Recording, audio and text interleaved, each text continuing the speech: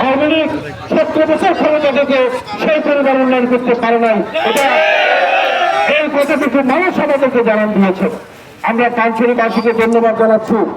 আমরা ধন্যবাদ জানাচ্ছি যারা আজকে উঠান বৈঠকে আমাদেরকে সাড়া দিয়েছেন, এবং পানছড়িবাসীকে আমি উদাত্ত আহ্বান জানাবো যে আমরা আসুন বিভ্রান্তি না হয়ে আগামী দিনে আমাদের ঐক্যের স্বার্থে, এলাকার শান্তি শৃঙ্খলা বজানোর স্বার্থে, এলাকার উন্নয়নের স্বার্থে, এলাকার বসবাস করার স্বার্থে, আমাদের ভবিষ্যৎ প্রজন্মের কথা চিন্তা করে আমাদের ব্যবসা বাণিজ্য বাড়িঘর সকল কিছু ঠিক রাখার স্বার্থে আসুন আগামী দিনে 12 তারিখে আমরা প্রিয়তা জিয়াকে তাদের শেষে বুঝিয়ে মুক্তি করবো ইনশাআল্লাহ।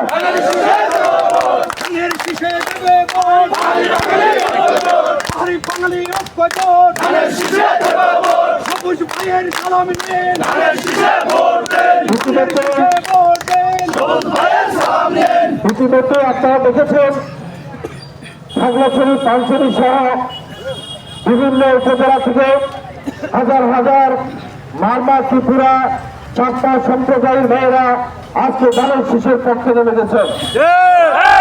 আমরা দেখতে পাচ্ছি কিছু সংখ্যক মানুষ বিভ্রান্তির মধ্যে আছেন এখনো। তারা জাহান্নাম, জান্নাত, বেহেশতের কথা বলে মানুষকে বিভ্রান্তি করছেন। আমি আপনাদেরকে অনুরোধ করবো ভাই, আপনারা 2,000, 5,000, 7,000, 10,000 ভোটের জন্য আমাদেরকে বিভ্রান্তি করবেন না। এই জাতিকে বিভ্রান্তির দিকে ছেড়ে দিবেন না। এই জাতিকে 2,000, 5,000, 10,000 ভোটের কথা চিন্তা না করে আসুন এই বাংলাদেশের এই খাগড়াছড়ি 3 পার্বত্য জেলার মানুষকে কিভাবে রক্ষা করবো সেদিকে আমরা এগিয়ে যাই। তাই আপনাদেরকে অনুরোধ করবো, আপনারা ধর্মের নামে মানুষকে ভাওতাবাদী দিয়ে মানুষকে গুজব, জান্নাতের কথা না বলে আসুন আমরা সবাই ওই এলাকার শান্তি শৃঙ্খলার স্বার্থে, উন্নয়নের স্বার্থে সবাই ঐক্যবদ্ধ হয়ে ধানের শীষে ভোট দেবো।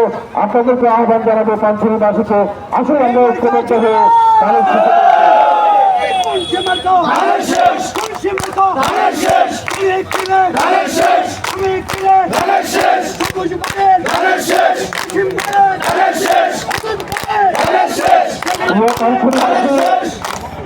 পানছড়িবাসী আমরা জানি এই পানছড়িতে ওয়াজিদের ঘাঁটি তথা বিএনপির ঘাঁটি।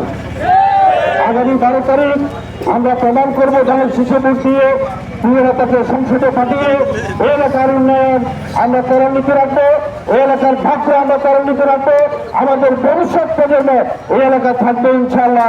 এই আহ্বান দেখে আমি আমার বক্তব্য শেষ করছি। যারা কষ্ট করেছেন সকলকে ধন্যবাদ জানাচ্ছি, উপজেলা যুবদলকে ধন্যবাদ জানাচ্ছি, আমাদের পানছড়ি উপজেলা বিএনপি সংগ্রামী সভাপতি জনাব দেওয়ার সাহেবকে ধন্যবাদ জানিয়ে, কৃতজ্ঞতা জানিয়ে আমি আমার বক্তব্য শেষ করছি।